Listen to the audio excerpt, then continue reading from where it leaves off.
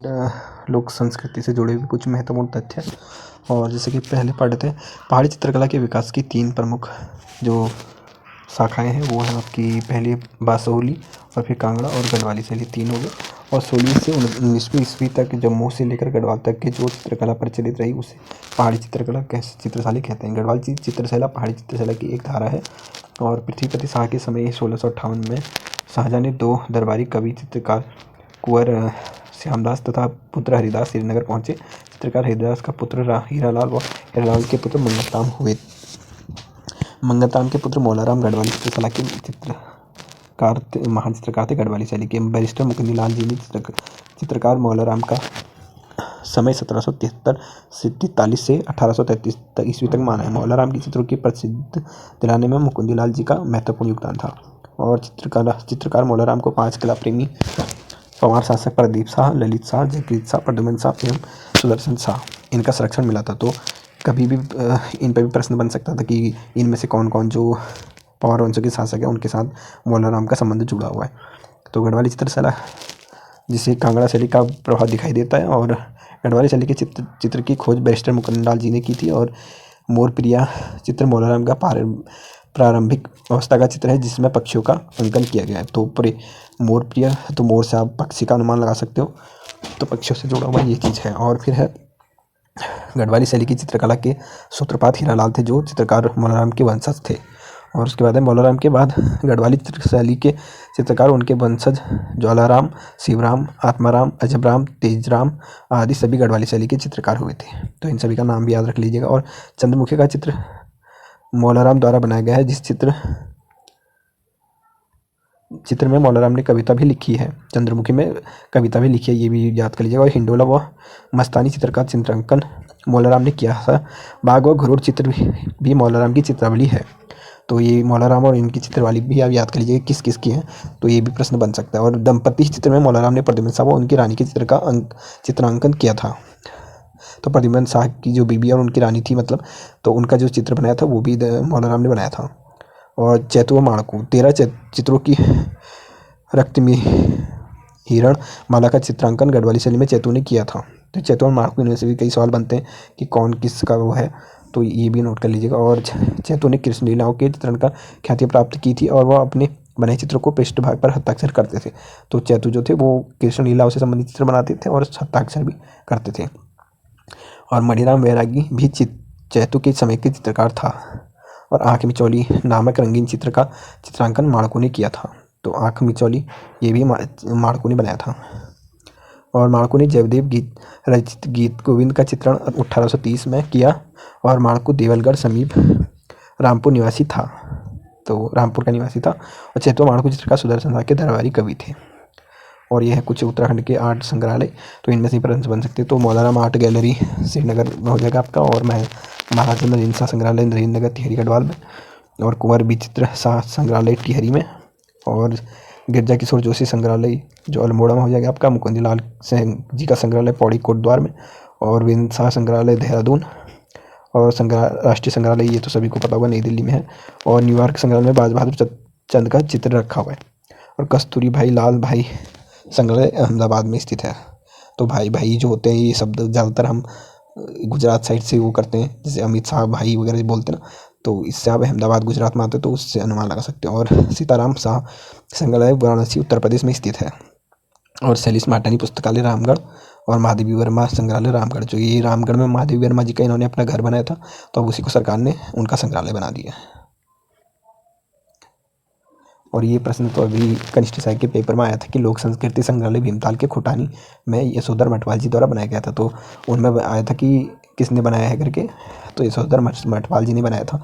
तो ये मैं उस समय पढ़ के नहीं गया था तो दिमाग में आया नहीं, मैंने दूसरा कर दिया, आज पढ़ रहा हूँ इसको। तो ये भी याद कर लीजिएगा क्योंकि कभी कभी होता है ऐसा। और जिम कार्बेट म्यूजियम रामगढ़ के कालाडूंगी में स्थित है। और गोविंद वल्लभ पंत राजकीय संग्रहालय माल रोड अल्मोड़ा में स्थित है। तो जहाँ पर रोडवेज स्टेशन है उसी के पास में ऊपर से वहीं पर बना हुआ है ये गोविंद पंत राजकीय संग्रहालय। और हिमालय पुरातत्व और नरविंश संग्रहालय हेमवती नंदन बहुगुणा गढ़वाल श्रीनगर के अधीन 1980 में स्थापित है। और चित्रकला संबंधी पुस्तकें। गढ़वाली शैली व मुकुंदीलाल द्वारा अंग्रेजी में लिखित पुस्तकें। Garhwal painting, some notes of Maularam और गढ़वाल स्कूल ऑफ पेंटिंग, तो मुकुंदीलाल जी द्वारा लिखे गए हैं अंग्रेजी में, तो इनमें अंग्रेजी भाषा का वो हुआ है, तो आप इनसे अनुमान लगा सकते हो। जैसे गढ़वाल पेंटिंग हो गया, पेंटिंग में इंग्लिश में बोलते हैं सम नोट्स वगैरह, तो इससे अनुमान लगा सकते हो कि कौन इंग्लिश में कौन। और मुकुंदीलाल जी ने लिखे, ये तो आपको ये नॉर्मल सी बात है। और पहाड़ी चित्रकला पुस्तक के लेखक किशोरी लाल वैद हो गए। और राजपूत पेंटिंग पुस्तक का प्रकाशन जो है कुमार स्वामी ने किया है। और पहाड़ी घसियारे नामक चित्रकार रणवीर सिंह बिष्ट का है।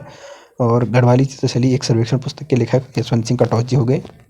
और अंग्रेजी भाषा में गढ़वाल पेंटिंग पुस्तक बीजी आर्च द्वारा लिखी गई थी, तो ये गढ़वाल पेंटिंग अंग्रेजी भाषा में उनके द्वारा लिखी गई है। और फिर ऐपण, उत्तराखंड के लोक चित्रकला। तो ऐपण छिपण लोक चित्र का तात्पर्य लिखने या सजावट करने से है तथा मांगलिक एवं धार्मिक कार्य में घर के आंगन व त्योहारों पर बनाए गए सुंदर चित्रों के ऐपण होते हैं, जिसे चौक, कन्ना, रंगोली एवं अल्पना नामों से जाना जाता है। ज्योति मित्र चित्रकला, विभिन्न प्रकार के रंगों से देवी देवताओं का चित्र किया जाता है। चित्र दीपावली, दशहरा, नवरात्रि आदि मांगलिक अवसर पर बनाए जाते हैं। और प्रकीर्ण चित्र जो है अंगुलियों व ब्रश से दरवाजे, चौराहे पर एवं कागज आदि पर रंगीन चित्र बनाए जाते हैं। और लक्ष्मी पौ चित्र दीपावली के अवसर पर जो बनाते हैं, अब तो खैर वो मार्केट से ही वाले चिपकाने वाले आ जाते हैं, पर पहले जो थे वो उसी से बनाते थे हाथ से। और थापा चित्र चावल पीस कर रंगों का प्रयोग करके मांगलिक अवसर पर किया जाता है। नत्व टुप्पू का चित्र गेरुआ विस्वार चावल के आटे या का घोल में रसोई के दीवारों पर चित्र बनाए जाते हैं। तो ये तो खैर अभी भी हम करते हैं गांव वगैरह में। आरती की थाली में किए गए चित्रण को शैली कहा जाता है। तो इनसे भी प्रश्न बनते हैं कि लक्ष्मी प्रकीर्ण, ज्योति मातृका, ये किस प्रकार के उसमें बनाए जाते हैं, तो ये भी प्रश्न कई बार बनते हैं। और आरती की थाली वाला ये तो बना हुआ है, तो शैली कहते हैं। और शुभ कार्य के बुरी आत्माओं की रक्षा के लिए बनाए जाने वाले चित्रों को शिव मंडप में बनाए जाने वाले चित्रों को खोड़िया कहते हैं। और प्रवेश द्वार व विभिन्न रंगों पर बनाए गए चित्र को मौली कहते हैं। और शरीर पर देवी देवताओं पर फूल पत्ती के टैटू को गोदना या गाजे कहा जाता है। और उसके बाद है उत्तराखंड राज्य की शिल्पकला। राज्य के अधिकांश जिले में हस्तशिल्प उद्योग से जुड़े रिंगाल से मोष्टा व कंडी जैसे हस्तशिल्प बनाए जाते हैं। डाले व टोकरी हस्तशिल्प बनाने में रिंगाल का प्रयोग होता है। रिंगाल या बांस कहते हैं, जब उसे हमारे साइड को तो बांस बोलते हैं ना, उसी का बनता है टोकरी, डाला वगैरह। ये तो टोकरी, सोफा, कांडी, चपाती हस्तशिल्प बनाए बांस का प्रयोग किया जाता है। धारचूला मुंसाली कालीन उद्योग के लिए प्रसिद्ध है। और मोड़ा व टमटा समुदाय जो है वो शिल्पकला में निपुण है। राज्य में चमड़े का कार्य करने वालों को बढ़ई या सारकी कहते हैं।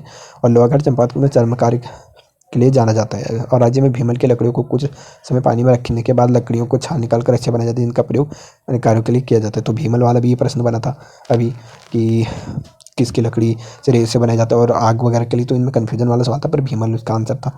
ये भी प्रश्न बना हुआ था। और उसके बाद है मूर्ति शिल्पकला। मिट्टी द्वारा निर्मित देवी देवताओं की रंगीन मूर्ति को ढिकारे व ढिकारा कहा जाता है। लाखामंडल मोरपीठ पर बैठे गणेश जी की मूर्ति, जागेश्वर के नटराज मंदिर में नृत्य करते शिव जी की मूर्ति ये कहाँ है, तो ये भी पूछा। नृत्य करते गणेश जी की मूर्ति जोशीमठ चमोली में है। और भगवान शिव की सहारंक मूर्ति लाखामंडल में स्थित है। और मयूरसन कार्तिकेयपुर मूर्ति जोशीमठ में स्थित है। और द्वारहाट के रत्नदेव मंदिर में ब्रह्मदेव की मूर्ति स्थित है। और वामन भगवान विष्णु के 5वें अवतार की प्रतिमा काशीपुर यूएसएन मतलब उधम सिंह नगर में स्थित है। और नंदाष्टमी के पूर्व पर केले के दोनों से नंदा सुनंदा की मूर्ति बनाकर उसकी पूजा की जाती है। गन्ने और नारियल की सहायता से दीपावली पर लक्ष्मी की मूर्ति बनाई जाती है। और उत्तराखंड राज्य के लोकगीत संगीत व प्रमुख तो सामवेद को माना जाता है। तो सामवेद जो है उसको संगीत का वो माना जाता है। और गंधर्व वेद सामवेद का उपवेद है। कुल 4 गीत, इसे विरुदापली गीत भी कहा जाता है, जिसे औजी जाति के लोग अपने यजमान के यहाँ जाकर मांगलिक अवसर पर गाते हैं और यजमान जाति पर यश गुणगान करते हैं। और पट गीत, ये उपदेशक गीत झलकता है, अर्थात उपदेश गीत उपदेशात्मक गीत होते हैं। चूड़ा गीत जो गीत माध्यम वृद्ध जो भेड़ चरवाए होते हैं वो युवा चरवाहा को सीख देने के लिए चूड़ा गीत गाते हैं या चूड़ा गीत या छोड़ा गीत गाते हैं।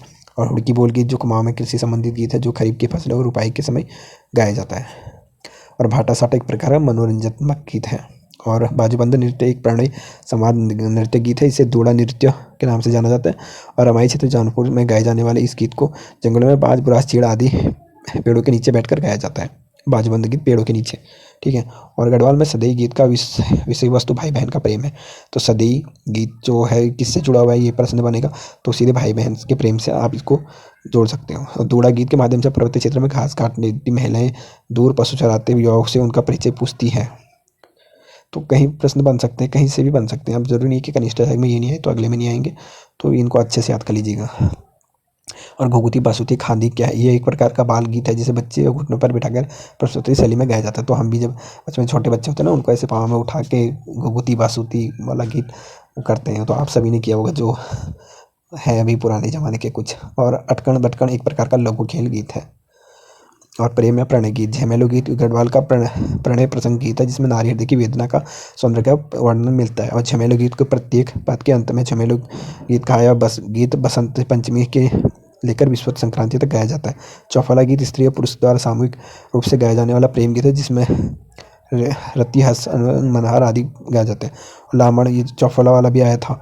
लामण और छपेदी गीत एक प्रकार का प्रणय और छपेदी गीत ये भी आया था कि कुमाऊं का है या गढ़वाल का कोई वो करके आया था। और छपेदी गीत संयोग श्रदान श्रृंगार प्रदान गीत को गढ़वाली के रवाई तथा क्षेत्र में अधिक गाया जाता है।